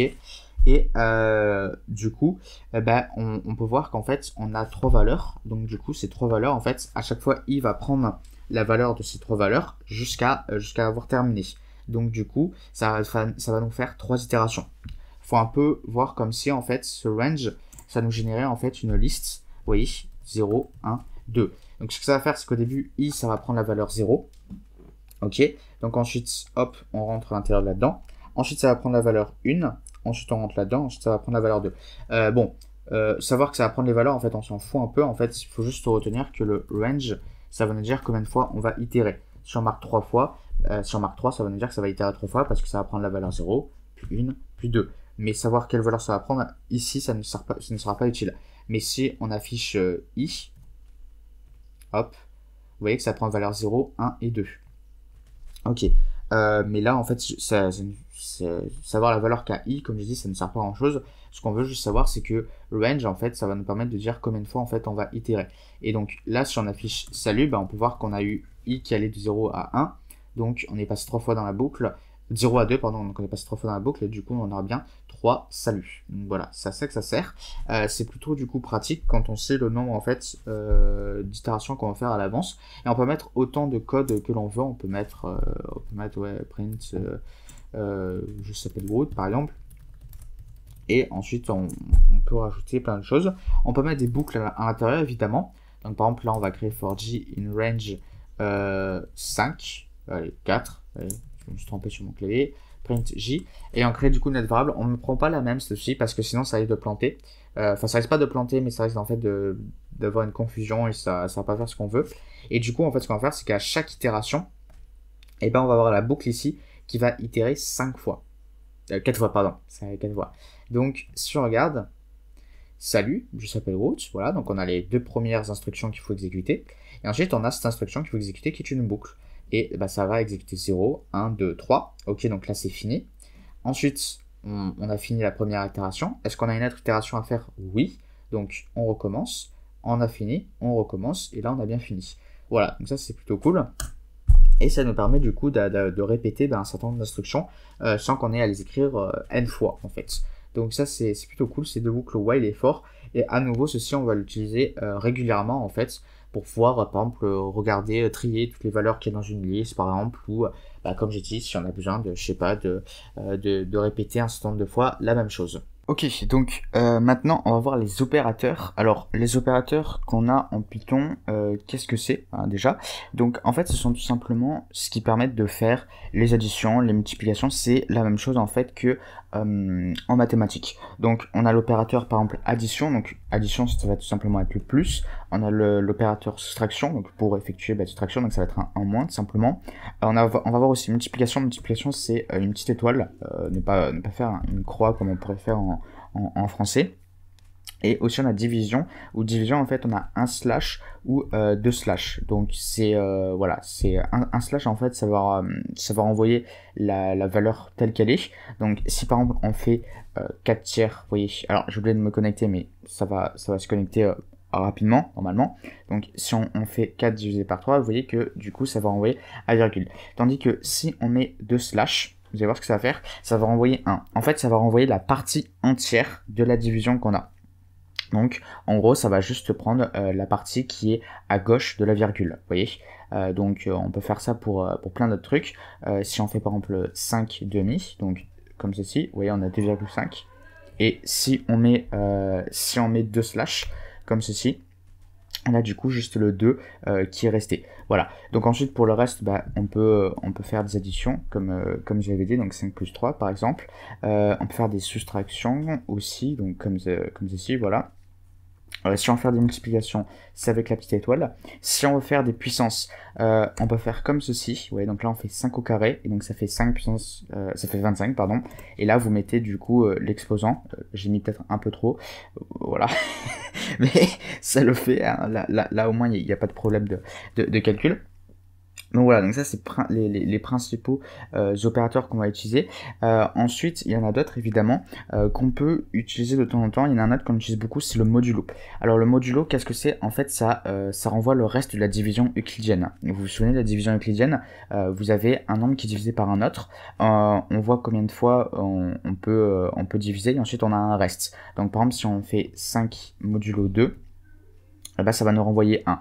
Parce que pour faire 5 divisé par 2 par la division euclidienne, c'est égal en fait dans la division euclidienne à 2 fois 2 plus 1. Vous voyez, et donc là ça renvoie bien 1. Si en revanche, par contre, si on fait 10 modulo 2, là ça renvoie bien 0. Parce que en division euclidienne, on peut diviser 10 par 2 sans avoir de reste. En fait, on multiplie par 5, tout simplement. Enfin, on fait 2 fois 5, ça fait 10. Et donc du coup, si on divise par 2, ça va nous donner 5, il n'y aura pas de reste. Voilà, donc ça c'est un truc qui m'est déjà arrivé assez souvent de l'utiliser. En réalité, peut-être que dans la vraie vie, ça ne sert pas beaucoup le modulo ou de calculer avec des divisions euclidiennes, mais en réalité, en fait, avoir le reste de divisions euclidiennes qui est renvoyé, en réalité, c'est plutôt pas mal. Donc voilà, on a ça. Ensuite, on a un autre truc, c'est l'opérateur incrémental. Donc en fait, tout simplement, c'est un opérateur qui va pouvoir augmenter de 1. Alors, comment on le fait? Et en réalité, on n'est pas obligé de faire forcément de 1. Donc, tout ce que je viens de vous dire, là, ça marche aussi avec des variables. Vous pouvez faire A est égal à 5, B est égal à 7, vous faites A plus B. Vous voyez, ça vous fait bien 12. Alors vous, si vous êtes sur un script, il faudra plutôt mettre print A plus B, parce que sinon, vous allez avoir aucun résultat, et peut-être que vous allez avoir une petite erreur. Voilà. Évidemment, vous pouvez stocker le résultat dans une autre variable, donc A plus, allez, A fois B cette fois-ci, soyons fous. Vous voyez, et ensuite, on affiche la variable, vous voyez, et voilà, ça fait 35. Ok, et donc du coup, je vous parlais aussi de l'opérateur incrémental. Donc là, on a 35, vous voyez, 5 fois 5, oui, c'est bien ça, 35. Et on peut l'incrémenter comme ceci. Voilà, et donc ça, qu'est-ce que ça va faire? Bah, c'est tout simple, regardez, on va afficher le truc, ça va faire 35, puis 36. Ça va augmenter de 1. Donc comment ça fonctionne? Pour essayer d'un peu comprendre, parce que là on a un plus égale 1. En fait, ça, cette ligne, c'est exactement la même chose que de faire C est égal à C plus 1. Et vous avez totalement le droit, du moment que la variable C a déjà une valeur de base, ce qui est bien le cas, la valeur de A fois B, et A et B ont bien une valeur à la base. Donc C est égal à 35, et du coup vous pouvez faire C est égal à sa valeur plus autre chose. Ou vous pouvez faire moins, c'est comme vous voulez. Mais là, dans le cas ici, C est égal à C plus 1. C'est tout à fait possible. C'est vrai qu'en maths, ça n'aurait peut-être pas trop de sens de faire comme ça, parce que ça voudrait dire que 1 est égal à 0. En fait, si on passe le C de l'autre côté, bah, C moins C, ça fait 0. Du coup, ça veut dire que 1 est égal à 0. Mais là c'est là, c'est totalement différent. Donc, on peut bien faire ça. Du coup, j'avais parlé du moins. Bah, vous pouvez faire aussi le moins, où là, on va mettre C est égal pardon, on va mettre C moins égal 1. Et donc ça revient exactement au même que de dire C est égal à C moins 1. Vous pouvez mettre les deux si vous voulez soustraire ou ajouter 1 à C. C'est juste que là, cette manière va beaucoup plus vite. Il y a juste à mettre le moins et le égal. Évidemment, vous pouvez mettre une autre valeur. Vous pouvez mettre 4 ici. Vous pouvez mettre vraiment tous les nombres que vous voulez. Donc ça, c'est quand même assez cool. Ensuite, qu'est-ce qu'on peut faire d'autre? Bah, si on veut rester dans ces opérateurs-là, on va dire condensés, vous pouvez faire bien évidemment des multiplications. Vous voyez, donc là, vous allez multiplier C par 3, en fait. Vous allez faire 3 fois C. Ok, comme ceci. Si vous voulez diviser, vous pouvez aussi le faire. Voilà, vous voyez, hop, vous divisez. Et ensuite, à la fin, je sais pas qu'est-ce que ça va nous donner, mais on va voir. Ça nous donne 32.0, voilà. Ok, bon, c'est à savoir. Alors oui, pourquoi là, on est passé de 35 à 32.0? Bon, évidemment, il y a des opérations, mais pourquoi il y a un point 0 qui est arrivé à une virgule? Simplement parce qu'en fait, on a divisé par un slash. Et du coup, comme je vous l'ai dit, un slash, ça renvoie la valeur, on va dire un peu la valeur brute. Je sais pas si on peut dire ça comme ça, mais ça va du coup nous renvoyer une valeur à virgule, même si ce qu'il y a après la virgule, c'est juste des zéros. Ouais, ça peut paraître un petit peu bizarre, donc du coup, il faut faire attention aussi à ça. C'est que si vous avez des entiers, après, quand vous divisez avec juste un slash, vous aurez du coup des nombres à virgule. Et des fois, ça peut arriver que, si vous utilisez par exemple je sais pas, des API ou des trucs comme ça, ils demandent un type en particulier. Et du coup, il faut bien faire attention de bien rester sur le même type parce que, par exemple, des fois, les integers, enfin les entiers vont être pris, mais par contre, les floats ne seront pas pris. Ça va vous renvoyer une erreur. Donc, du coup, il faut bien faire attention à ça parce que, du coup, vous changez le type de la variable, en fait. Donc, ça, il faut quand même faire attention. Mais sinon, voilà, c'est juste un petit détail. Voilà, donc ça, c'est les principaux opérateurs que vous allez utiliser. Je vérifie quand même qu'il n'y en ait pas d'autres. Vous avez le plus, le moins, le divisé, le plus, le fois, pardon. L'opérateur modulo, hein, comme je vous avais dit, si on fait par exemple C modulo 3, allez, on s'en fout, c'est 2. Voilà, donc du coup ça, et oui, on a bien un 2.0, 2,0 si on veut être un peu plus français, parce que on a fait une division euclidienne en fait avec un nombre à virgule. Voilà, je sais pas trop si on a l'habitude de faire des divisions euclidiennes avec des nombres à virgule, mais normalement ça peut se faire. Enfin bref, là du coup on peut voir que le reste de la division euclidienne, c'est 2 qui est envoyé, donc il me semble que C est égal à 32, donc ouais, ça c'est normalement c'est normal. Parce que si on divise par 3, ça veut dire qu'on peut faire 3 fois 10 plus 2, et ça nous donne bien 32. Voilà, donc ça du coup c'est principalement ce qu'il y a à savoir sur les opérateurs. C'est assez important évidemment, parce que ça va nous arriver à plein de fois de manipuler des variables, d'additionner, d'ajouter des trucs, de vérifier ensuite plein de trucs en fonction des opérateurs qu'on a fait. Alors après les opérateurs, on a du coup ce qu'on appelle les comparateurs. Donc les comparateurs, en fait, ça va nous permettre tout simplement de comparer deux valeurs. Voilà, aussi simple que ça. Donc du coup ça c'est utile, hein, notamment quand on veut vérifier voilà une certaine condition, on veut vérifier que il y a bien deux valeurs qui sont identiques pour pouvoir faire exécuter quelque chose, ou les valeurs sont différentes, n'importe quoi. Donc du coup comment ça fonctionne? Alors on a plusieurs comparateurs. Tout d'abord on a le comparateur égal, ou plutôt double égal. Comment faire si on veut vérifier que deux valeurs sont identiques? Alors on va créer deux variables.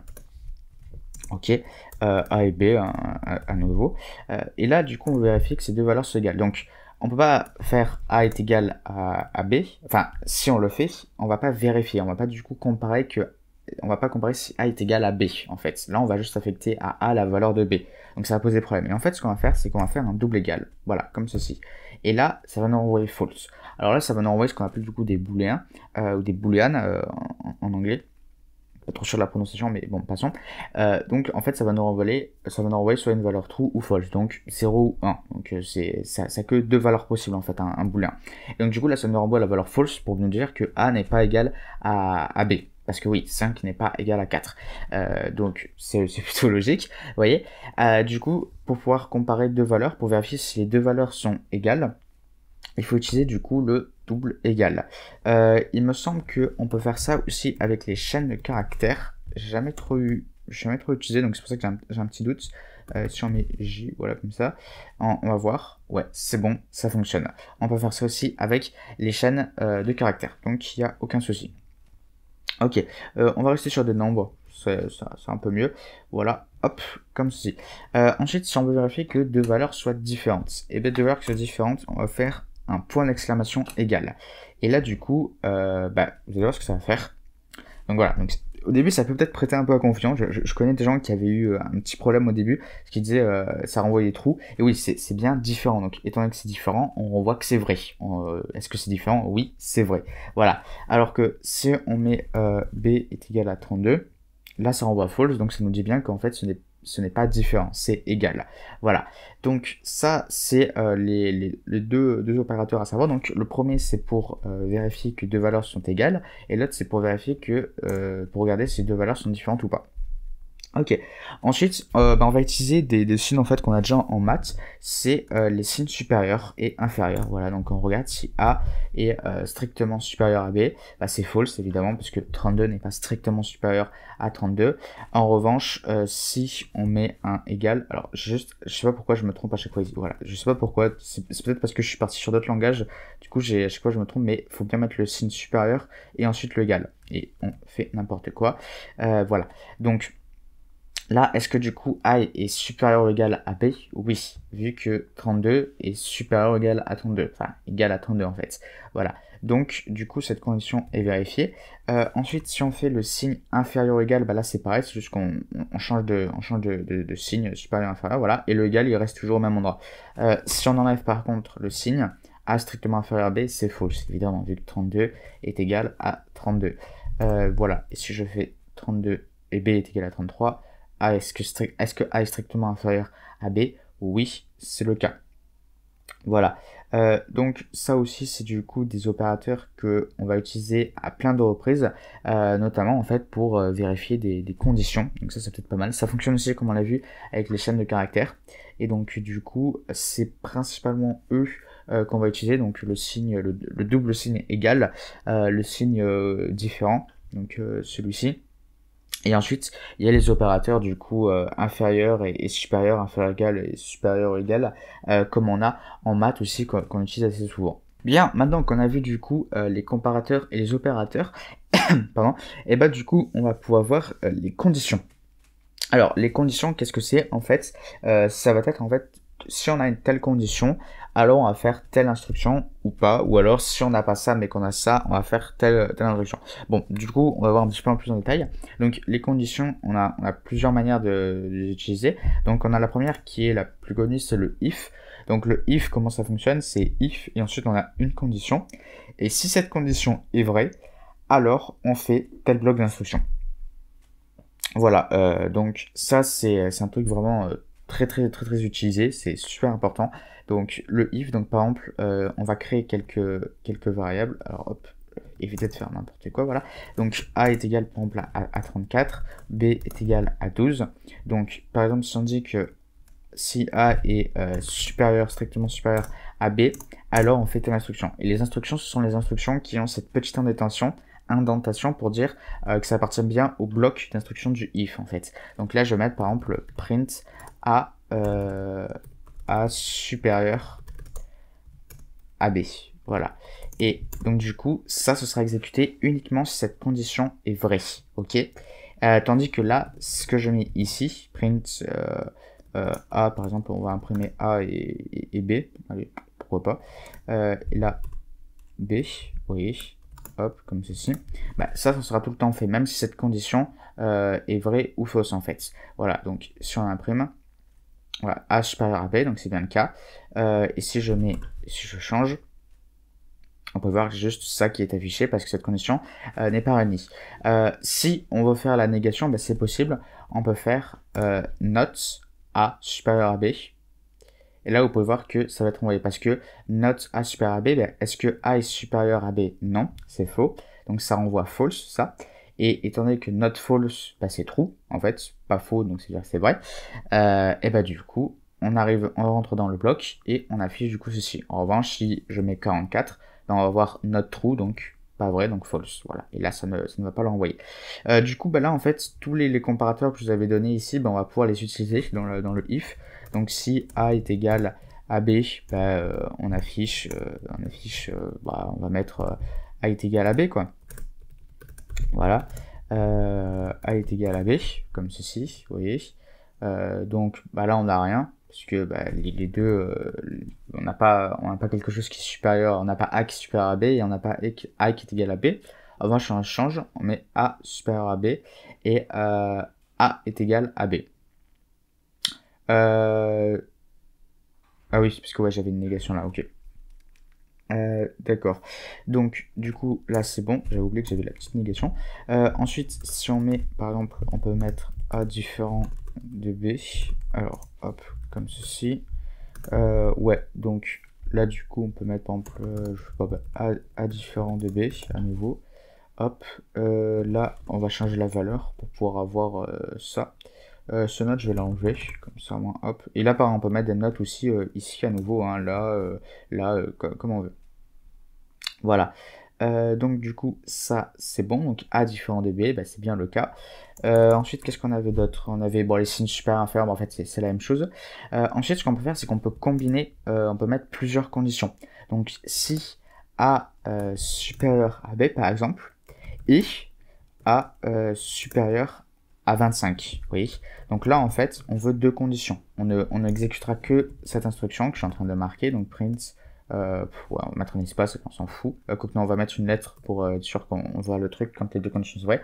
Donc si on a A strictement supérieur à B et A strictement supérieur à 25, alors uniquement on va faire ça. Donc le AND, ça permet du coup d'ajouter plusieurs conditions.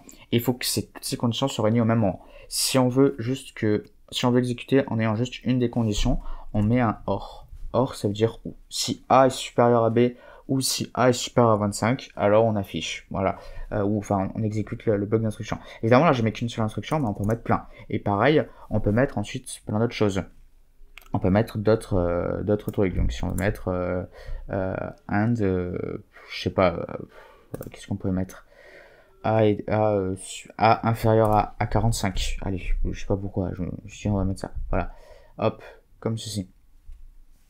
Vous voyez. Donc là ça n'affiche pas tout simplement parce que A est égal à 12. Et là, comme on a un AND, il faut que ces deux conditions ici et ici soient réunies. Ok. Si j'en mets un OR, en revanche, là ça va être bon parce que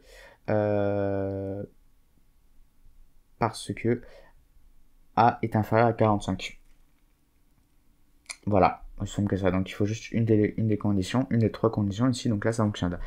Ensuite, ce qu'on peut faire, c'est qu'on peut mettre un sinon. Si on n'a pas ces conditions réunies, vous voyez, et ben on peut faire autre chose. Donc attendez, je vais vous montrer. Du coup, par exemple, si on a A qui est on va dire par exemple A est égal à B, vous voyez, on affiche print A est égal à B, et si c'est pas le cas, alors on met print A n'est pas égal à B. Oui. Donc en fait, on regarde d'abord cette condition. Si cette condition est vraie, alors on exécute ce cas-là. Et si elle n'est pas vraie, bah alors du coup, sinon on fait ça. Voilà. Automatiquement, si on n'a pas cette condition, on fait ça. Donc ça peut être pas mal du coup. Donc est-ce que A est égal à B? Non. Du coup, on va voir ce que ça fait. A n'est pas égal à B. Ah ouais, j'en ai d'autres là. A différent de B. Bon, c'est pas grave, voilà. Donc le else aussi, c'est pas mal utilisé. Hein, quand on n'a pas notre condition, bah alors on fait sinon ça. Ensuite, évidemment, bah, on peut stacker, on va dire, ou ajouter plein de if, hein, comme j'ai pu le faire ici. Hein, là, ça fonctionne. Hein. Si on n'a pas ça, bah, on essaye ça. Vous voyez. Ensuite, on a un autre truc, c'est le elif. Donc elif comme ça. Donc en fait, le elif, c'est la même chose que else, vous voyez, et if. Alors oui, du coup, on peut en effet mettre plein de if à l'intérieur de if ou de else. Là, si j'ai envie, je peux mettre encore un if A supérieur à B. Vous voyez. Donc là, ça, je vais le mettre par exemple au-dessus. Vous voyez, hop, comme ceci. Si A est différent de B, alors on affiche A différent de B. Ensuite, donc là, pour tester cette condition, il faut d'abord que cette condition soit vraie, parce qu'il faut rentrer dans le bloc d'instruction. Donc si A est différent de B, on affiche A différent de B. On regarde si il y a une autre instruction à faire, bah oui, il y en a une, c'est de faire une comparaison, enfin voilà, de vérifier une condition. Donc si A est supérieur à B, on affiche print A sup à B. Oui, comme ceci. Donc là, je vais changer, comme ça, moi, pour voir le truc. Ah oui, là j'ai mis un else comme ça, qui est pas là, la poêle, c'est pas bon. Voilà. A différent de B, A supérieur à B. Voilà, comme ceci. Du coup, je vous avais parlé du else et maintenant le elif. Donc le elif, ça se met après un if, généralement. Donc si A est différent de B, A est égal à B, alors on affiche un truc. Et sinon, et en fait, la différence, c'est que là, du coup, si cette condition n'est pas vraie, on va regarder celle-là. On va regarder le sinon, mais le sinon a une condition. C'est à ça que sert en fait le sinon si. C'est que il va arriver quand le if ici n'aura pas la condition vérifiée. On va du coup faire un sinon, mais on va quand même s'assurer d'avoir quelque chose parce que on ne va pas tout le temps ce sinon, par exemple. Vous voyez. Donc c'est sinon si. Sinon telle condition. Sinon s'il y a telle condition. Donc là du coup il faut bien mettre une condition, contrairement à else où il n'a pas besoin. Et on va mettre si A supérieur à B, par exemple. Là, je sais pas pourquoi je suis à fond dans le truc de A supérieur à B. Print A est égal A est supérieur à B. Voilà, comme ceci. Et ensuite, si ça ne fonctionne pas, bah, on peut mettre alors un else. On peut mettre par exemple print A inf à B. Oui, comme ceci. Donc, on va tester. Voilà. Donc là, A est supérieur à B. Et là, ce qu'on va faire, c'est que on va mettre A plus petit que B. Hop. Comme ceci. Et là, vous voyez, A est inférieur à B. Donc, bon, ça, cette ligne, on l'oublie pour l'instant. Donc, on regarde si A est égal à B. Donc, non, c'est pas le cas. Du coup, on va vérifier. Donc, sinon, si A est supérieur à B, bah, alors on fait telle instruction. C'est toujours pas le cas. Sinon, alors on affiche ceci. Donc, A est inférieur à B. Voilà. Donc, les conditions, c'est super intéressant. On peut les travailler énormément parce que ce sera vraiment un bon investissement. C'est quelque chose qu'on va souvent utiliser. Ce qui revient vraiment souvent dans le code. En fait, ça fait vraiment partie de la base. C'est vraiment le truc qui est à l'origine de tout en fait, et donc c'est super important de le travailler. On peut s'amuser à faire plein de trucs, comme je dis, on peut mettre ensuite des if si on a envie, donc à l'intérieur de else ou des if, voilà, on peut en mettre plein. Donc if A est égal à, je sais pas, à 35, print oui, vous voyez, comme ça.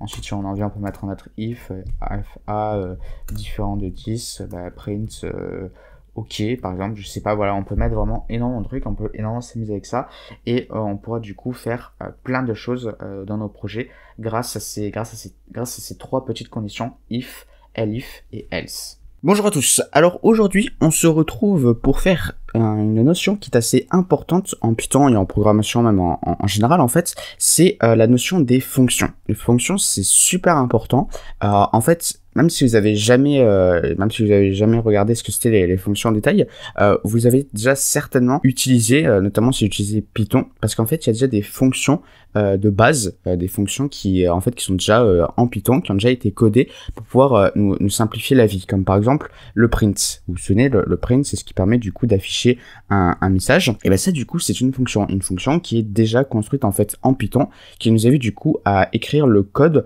pour pouvoir afficher un message dans la console ou à l'écran si on veut simplifier. Donc du coup ça c'est quand même pas mal parce que ça nous évite du coup de réécrire du code à chaque fois ou même en fait de savoir comment faire, comment exécuter, comment écrire ce code. Aussi ça ne sert pas qu'à ça les fonctions, ça sert à factoriser du coup le code. C'est-à-dire que des fois on va être amené à réutiliser plusieurs fois le même code. Et ce qu'on va faire c'est qu'on va pas copier-coller plusieurs fois le même code. Par exemple si on veut faire, je sais pas, on va dire que on a un truc, c'est on va faire un petit exemple tout bête. On va faire name input votre nom. Vous voyez, donc là on demande le nom à l'utilisateur et ensuite on met l'âge. L'âge on met du coup int input votre âge. Voilà, on fait un petit exemple tout simple. Ok, votre âge, voilà. Et ensuite ce qu'on fait c'est qu'on affiche bonjour, voilà par exemple. Ensuite, on va dire bonjour name. Alors, je vais juste hop là, mettre un petit espace comme ça, ne sera pas collé. Bonjour name. Vous avez âge. Voilà, vous avez X années. Voilà. Et ensuite, on peut peut-être mettre aussi 1. Voilà. Ok, donc ça par exemple, admettons, on veut du coup demander à l'utilisateur voilà, son nom, on met ce qu'on veut, voilà, votre nom et votre âge, voilà, on va mettre 13 par exemple, bonjour Néa, vous avez 13 ans. Bon, ça du coup c'est pas mal, et si on veut du coup le demander plusieurs fois, donc on va éviter de copier-coller du code, vous voyez, parce que c'est assez répétitif, premièrement, ça va demander beaucoup plus d'espace et de stockage en fait pour ce programme, qui sera inutile en fait, d'ailleurs ça va demander plus d'espace et de stockage pour pas grand chose. Donc, ce ne sera pas super intéressant. Et aussi, un autre problème, c'est que recopier du code en programmation, c'est jamais une bonne idée. Parce que s'il y a un bug quelque part, et du coup, il va falloir modifier tout le code. Et ça, du coup, ça peut poser problème. Et les bugs, ça arrive assez souvent. Il suffit juste que, je sais pas, on fasse une petite faute d'orthographe, on oublie de faire un test ou... je sais pas, il y a une faute, mais en fait, quand on fait le test, pour le test qu'on fait, ça passe sans problème. En réalité, il y a vraiment un problème. Ce qui arrive des fois, il suffit juste qu'on teste pas une condition, un truc comme ça, et hop, direct, c'est foutu. Et donc, du coup, il faut modifier tout le code. Et puis, si on change de version, des trucs comme ça, là aussi, il faut du coup remodifier tout le code. Et donc, c'est pour ça que du coup, on va faire ce qu'on appelle factoriser le code. C'est que du coup, on va utiliser des fonctions qui vont être en fait des morceaux de code qu'on va pouvoir réutiliser plusieurs fois, en fait. Il nous suffira juste d'appeler la fonction, lui dire, bon, voilà, je t'appelle et du coup tu fais telle instruction que je t'ai donnée. Donc du coup comment ça fonctionne? Alors je vais peut-être garder ce code, hop, vous voyez. Donc comment ça fonctionne une fonction? Donc tout d'abord il faut la définir, pour la définir il faut du coup utiliser def, voilà. Def comme define par exemple, je sais plus si c'est ça le mot entier, bon c'est pas grave. Et ensuite vous mettez un nom, donc le nom, en général faut respecter en fait la même notation que pour les variables. Donc le mieux c'est d'utiliser des lettres, vous voyez. Donc par exemple si on fait test, on va l'appeler présentation. On évite aussi de mettre des des accents sur les E ou sur les A, tout ça, parce qu'on est quand même en anglais. Donc vous mettez le nom, ensuite vous mettez deux petites parenthèses, et ensuite vous mettez 2 points. Voilà, donc le 2 points c'est pour comme pour le if et le for et le while, c'est du coup pour l'indentation, pour dire en fait qu'est-ce qui va permettre d'être en fait qu'est-ce qui va être dans la fonction. Voilà, donc faut bien penser à l'indentation parce que si ce n'est pas indenté, ce sera pas du coup pris en compte dans la fonction. On peut toujours écrire du code après, comme vous pouvez le voir, print, voilà, test, et si j'exécute ça, on peut voir qu'il n'y a que test qui fonctionne. Et du coup, oui, il n'y a pas input, il n'y a pas les deux demandes, les deux inputs qui sont effectués, tout simplement parce qu'en fait, la fonction, on l'a pas appelée. On l'a créée, certes, mais du coup, elle n'est pas appelée comme ça. Faut que on demande de l'appeler. C'est ça, du coup, le truc aussi qui est intéressant. Alors oui, il faut penser du coup à l'appeler. C'est une erreur que l'on fait assez souvent d'oublier d'appeler nos fonctions. Mais du coup, ça ne s'appelle pas, voilà, elle débarque pas comme ça à l'improviste et dire, bon, voilà, je vais exécuter ce code.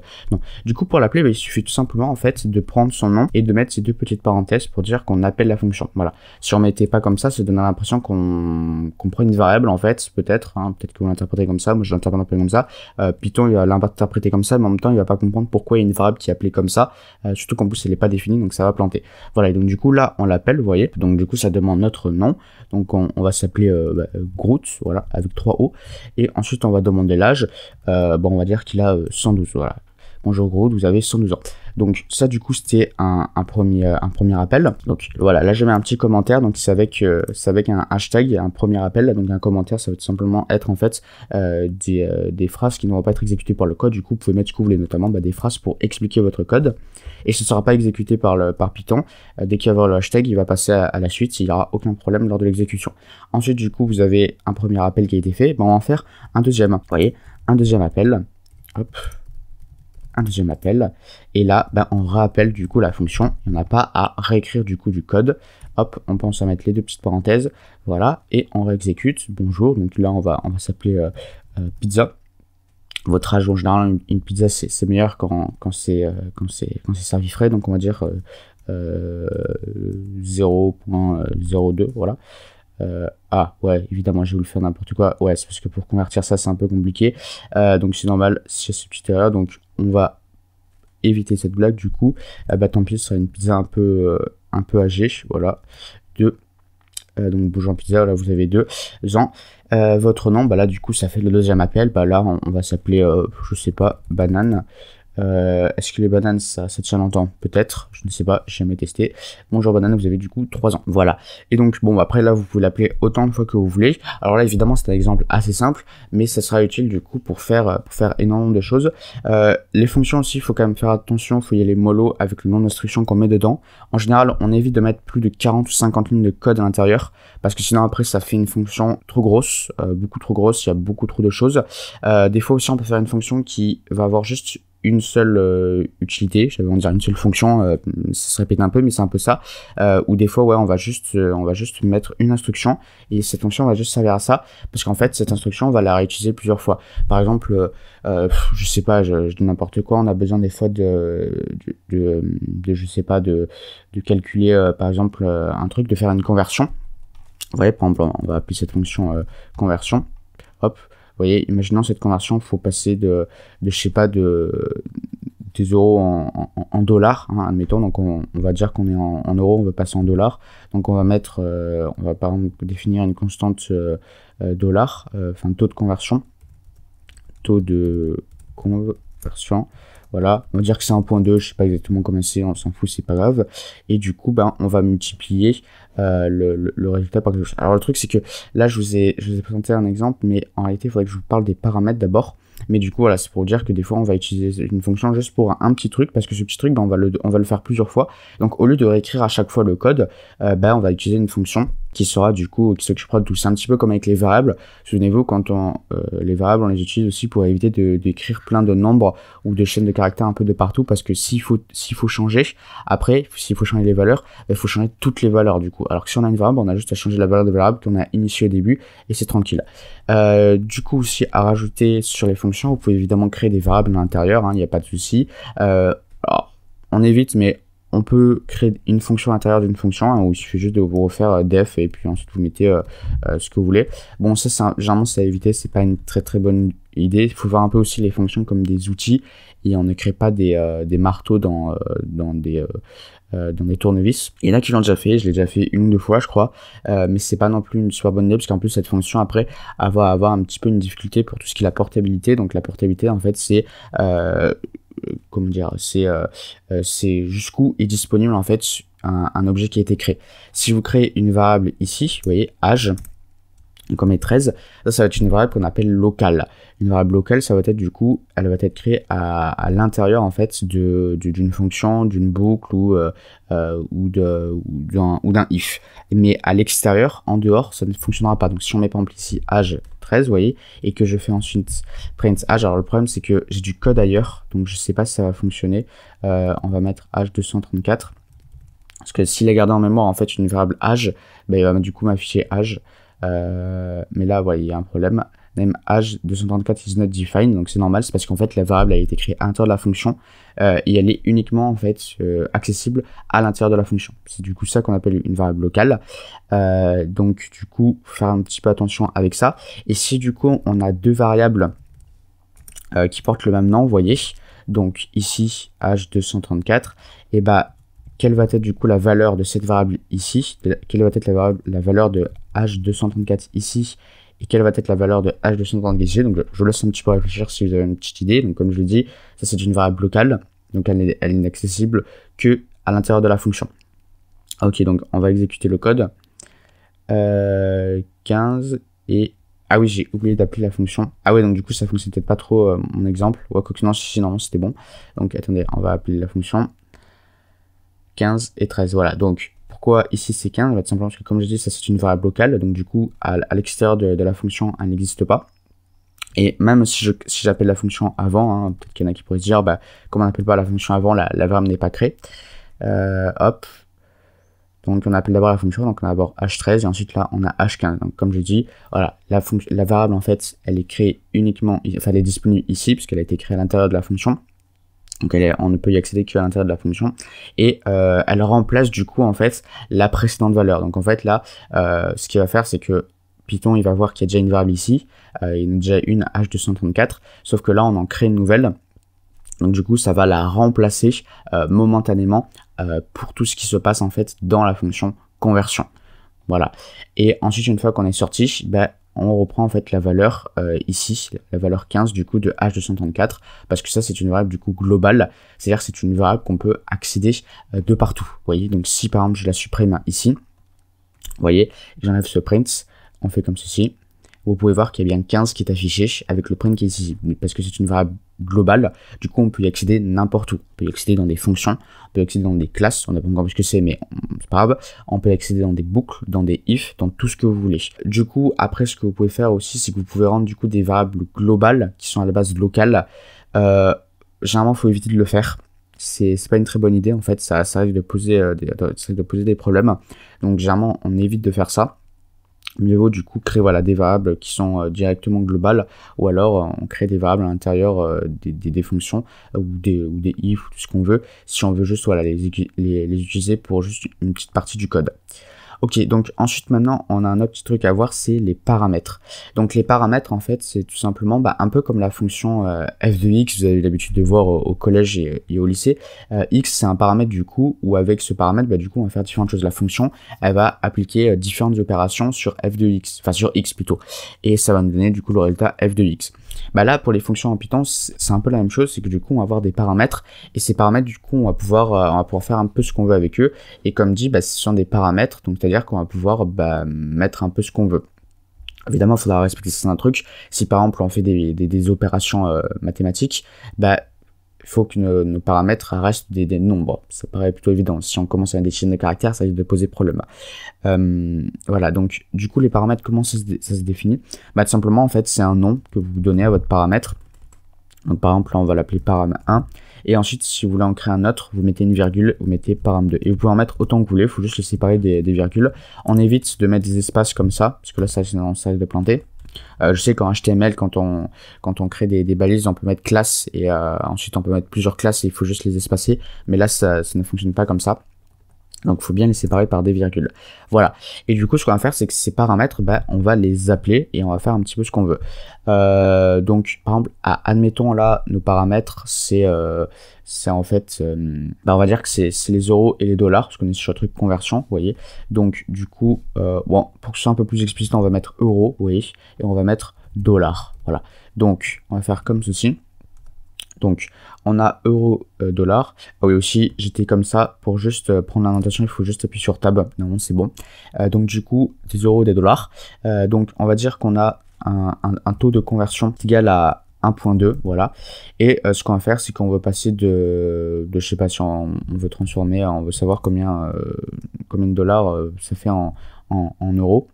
Ah ouais non ça ne peut pas, parce qu'en fait là on va juste dire un seul paramètre, parce que si on a déjà l'euro et le dollar, ça sert à rien du coup de calculer le temps de conversion. Et l'euro, on va dire, voilà, ça fait 1.2 fois dollar, vous voyez, et on print euro, par exemple, hein, voilà, c'est un exemple tout bête.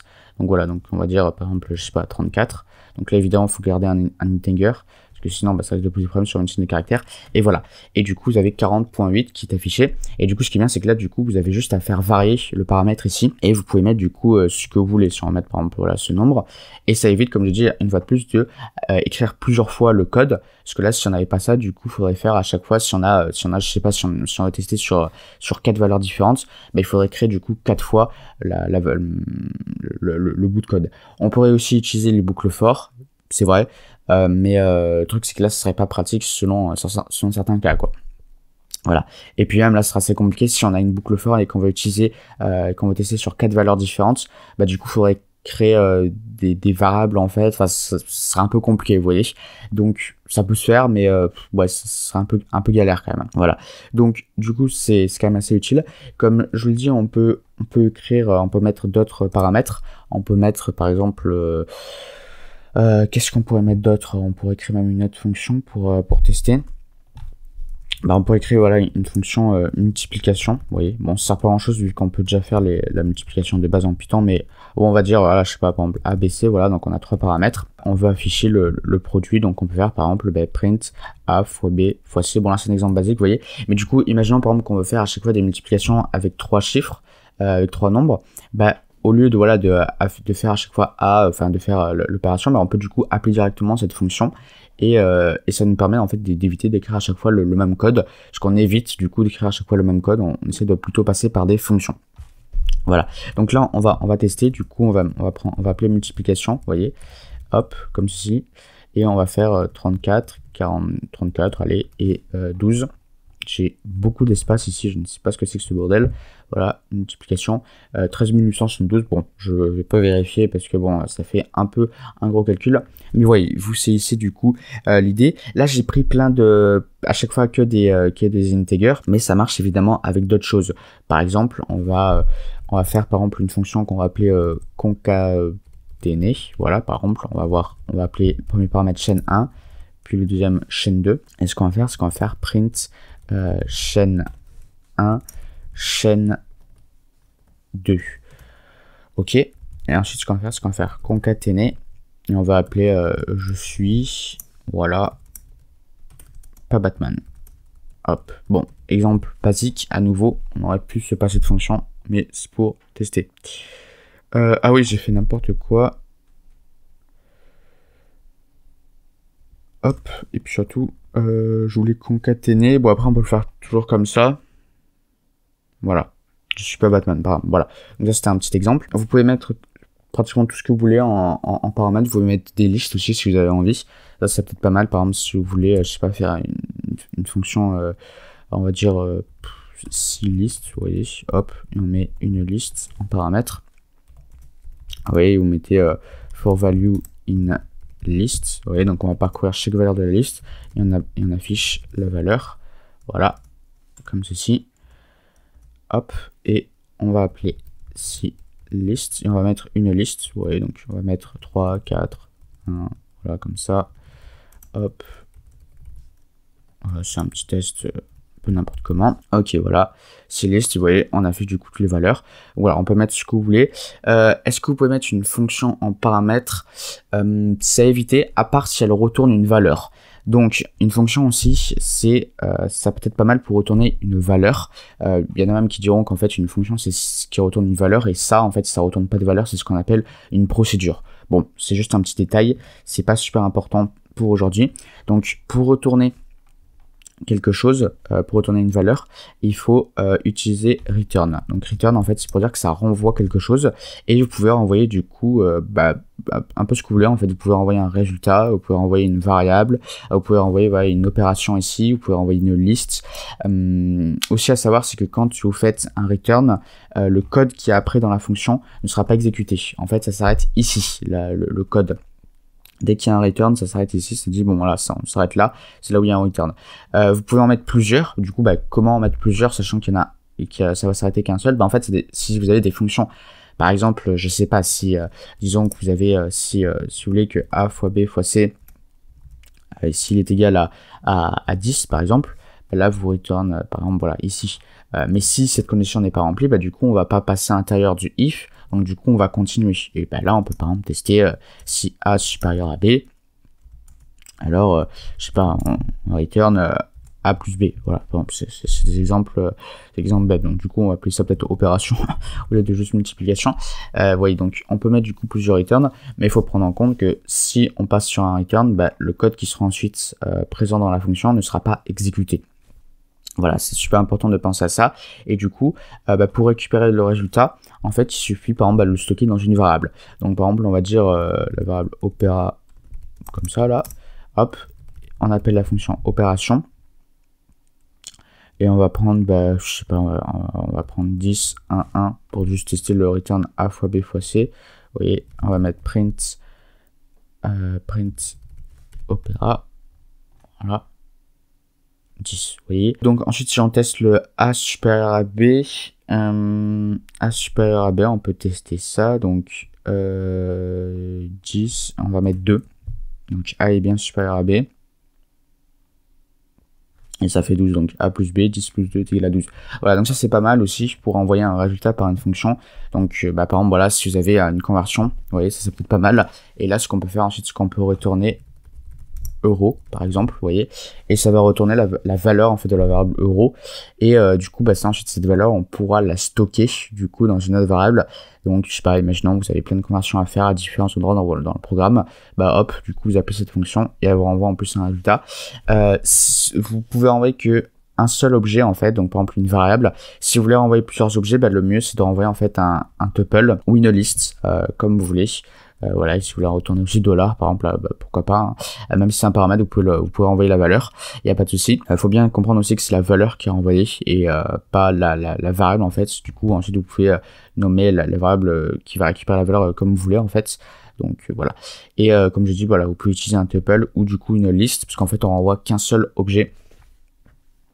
Si vous mettez rien, ça va renvoyer un tuple par défaut. Et donc ça posera pas de souci, mais il faut prendre en compte que ce sera du coup un tuple qui sera renvoyé. Voilà. Donc du coup, bah, on a vu pas mal de choses pour les fonctions, donc ça c'est plutôt cool. Les fonctions c'est vraiment un truc intéressant, je trouve. On peut vraiment faire plein de choses. C'est super génial. Ça permet du coup de simplifier et de factoriser le code. Ça permet d'aller beaucoup plus vite, aussi d'éviter de copier-coller les trucs, on réutilise le même code, tout ça. Et on peut s'amuser vraiment à faire plein de choses intéressantes avec toutes ces fonctions.